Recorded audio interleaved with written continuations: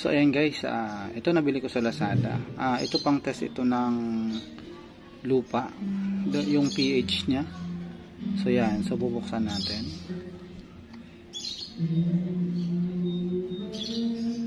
Ayan. So 31 ang ano niya. So ngayon, ikutin ko ito kasi ito-check natin yung pH level niya ng lupa. So ito, lilipat lang natin. So ayan, lilipat ko na. So yan, so may ano pa po ito, may protection siya, takip. So yan, so 7 ang ano niya, kaya bunutin ko lang.